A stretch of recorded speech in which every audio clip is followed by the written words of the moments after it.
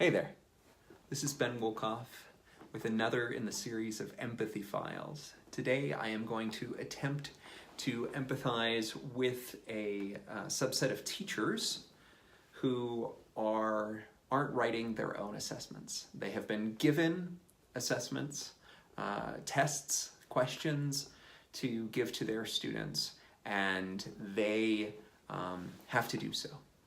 And I'm going to try and understand all of the different components that go into what's happening in your head. So I have to place myself into the mind, the shoes of that teacher.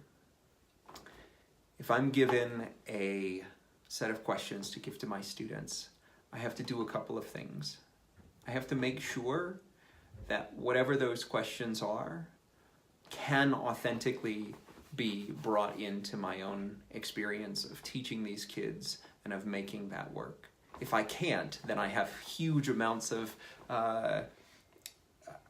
stress. I have these huge amounts of disconnect between what I'm teaching and what is being assessed, and that causes me stress. I might get very disheartened by that fact. But if I can authentically say that these questions, and I would look at the questions themselves, I would look at the way in which they're being given to students, whether that's like on the internet, with a device, on paper, and I would think about how it is that the students would be interacting with it, and is there a way to authentically include that in the instruction that I am doing?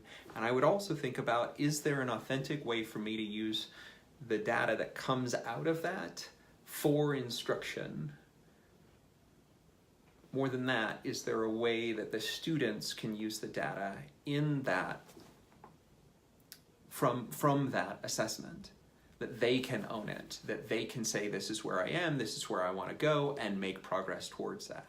If I can't authentically do those things, then I feel terrible about the fact that I have taken time away for these kids to have to do an assessment that I did not have any control over or the ability to write or create, and I'm not using the information either authentically as a teaching tool on the front end or as a learning tool on the back end to help better facilitate the conversation. And if that's the case, then I feel awful that this assessment is the one that is going in front of my kids to say whether or not they are being successful. And so in my attempt at empathy here, I know that that is something that our teachers have to battle with, that they have to figure out. I know that that is something that they worry about. Is this a set of questions that is real for my kids? That is culturally and linguistically relevant, that they have an understanding of, it's not biased in any way, that it is going to help me to teach or my kids to learn. I have to grapple with all of those things, and I don't have a huge amount of time to do that. Right? I'm glad in some ways that I didn't have to write the assessments, but I've also feel like something has been taken away from me. The ability to understand my kids better in the ways in which I need to understand them better. And so anything above and beyond the assessments that I would have, and this is not just the one time of year when it's relevant to talk about this, because we do interim assessments throughout. Many districts do that where they are written either by a company or they're written by a district group that is not made up of the same teachers that are in my school or me personally. And so it becomes disconnected. And if I can't make the connection, then it becomes very difficult for me to find the relevancy either for myself as an educator or for the students. Now, I don't claim to know all of those things. I'm not saying that I have had those experiences. But in talking with teachers, in attempting to understand where they are coming from in this, It is the making of meaning within the assessments for how you teach on the front end, not to that exam, but rather towards the questions that are going to provide relevance and understanding for kids in that space. And then on the other side, what is the cycle of understanding or the cycle of analysis that goes into seeing the answers, right, and understanding the data on the other side.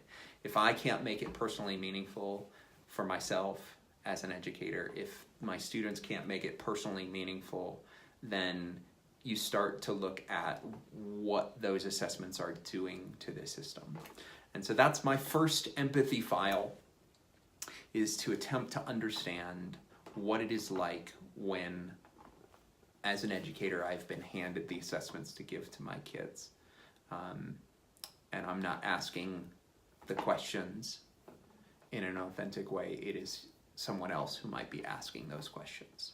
How do I make that authentic? How do I make it real? Or how do I change the system that we're within so that I don't have to do those things? And that becomes a bigger, broader question, which hopefully we are thinking through as well. So it's my first attempt at an empathy file where I'm not launching. Who are you empathizing with? Who are you placing yourself into the shoes of to try and understand from their perspective? And what data, what information are you using to better understand those folks and the work that they might need to do in order to make meaning of their lives? Thanks so much for watching.